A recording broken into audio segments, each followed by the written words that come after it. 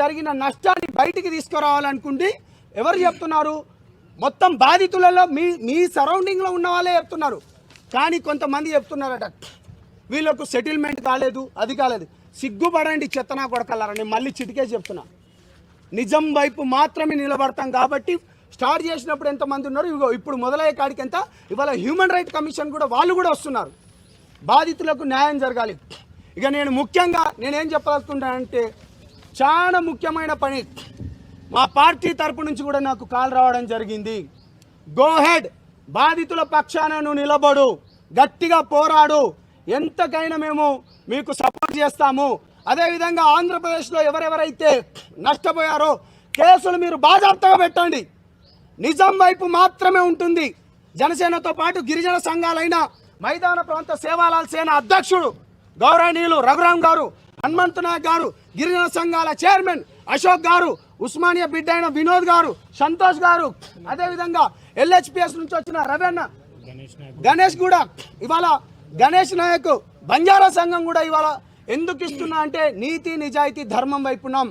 మంగ్లీ నువ్వు సపోర్ట్ ఉన్నది అంటున్నావు కదా, కేవలం ఒకేసారి అంటున్నావు కదా, డెఫినెట్గా రా. ఇలా నువ్వు రా. రెండో ఫోటో కూడా రిలీజ్ చేసిన, మీ వీడియో కూడా రిలీజ్ చేసిన, దాంట్లో మీ అమ్మగారితో పాటు మధు గారితో పాటు మీరు ఎవరు సిస్టర్ ఉన్నారనేది నిజాలు బయటికి.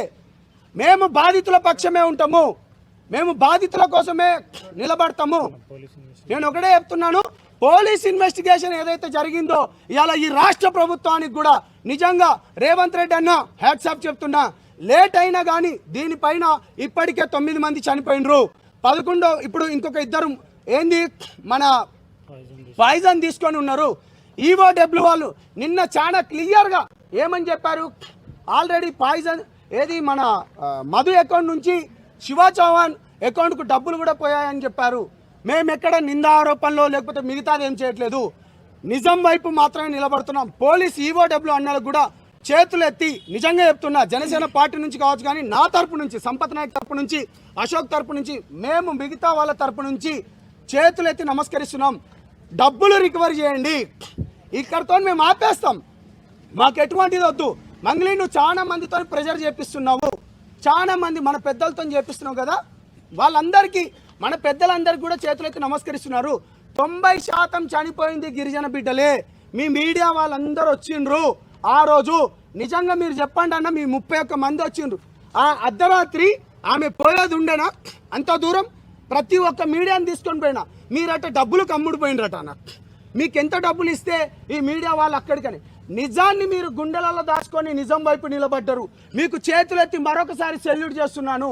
అందుకనే ఒక్కొక్క ఫోటో కానీ ఒక్కొక్క వీడియో కానీ అన్నీ బయటకు వస్తున్నాయి. మేము నిజంగానే చేయాలనుకుంటే ఎంతో చేయొచ్చు, కానీ మేము ఒకటే చెప్తున్నాము, ఇవాళ ఈ రాష్ట్ర ప్రభుత్వానికి కానీ అదేవిధంగా పోలీస్ డిపార్ట్మెంట్ కానీ ఇవాళ మాకు మద్దతు ఇచ్చిన వాళ్ళకి ప్రతి ఒక్కరికి ధన్యవాదాలు. అదేవిధంగా మిత్రులు కత్తి సైదులు గారు, అదేవిధంగా సిస్టర్ ప్రత్యూష గారు కూడా దీంట్లో సపోర్ట్ చేసినారు. మీ అందరికీ మరి ఒకసారి ముఖ్యంగా ధన్యవాదాలు తెలుపుతూ నిజం వైపు మాత్రమే నిలబడతాం. బాధితులకు న్యాయం జరగాలి, ఎవడైతే నిందితులు ఉన్నాడో వాళ్ళని కఠినంగా శిక్షించాలి. మళ్ళీ చెప్తున్నాము, ఈ ఫోటో చాలా క్లియర్గా ఇది ఎక్కడిది మీరే చెప్పాలి. ఆ వీడియో విజువల్స్ కూడా నేను మీ అందరికీ ఇవ్వబోతున్నాను తెలియజేసుకుంటూ, నేను మీ సంపత్ నాయక్ని. బాధితులు మళ్ళీ చెప్తున్నా, మీరు ధైర్యంగా ఉండండి, ఆత్మహత్యలు వద్దు. నేను ప్రతిసారి చెప్పేది ఇదే, బయటికి రండి.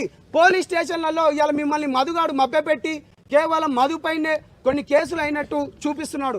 నిన్న శివ కూడా అన్నాడు కదా, మా పైన ఇంకో ఫోటో అన్నావు కదా, అరే బాబు శివ చౌహాన్ మాట్లాడరు. ఇప్పుడు ఆ వీడియో కూడా రిలీజ్ చేసిన, మాట్లాడరు. ఇప్పుడు మంగ్లీ గారు మాట్లాడండి. మేము పర్సనల్గా ఎవరిపైన గర్జలేదు.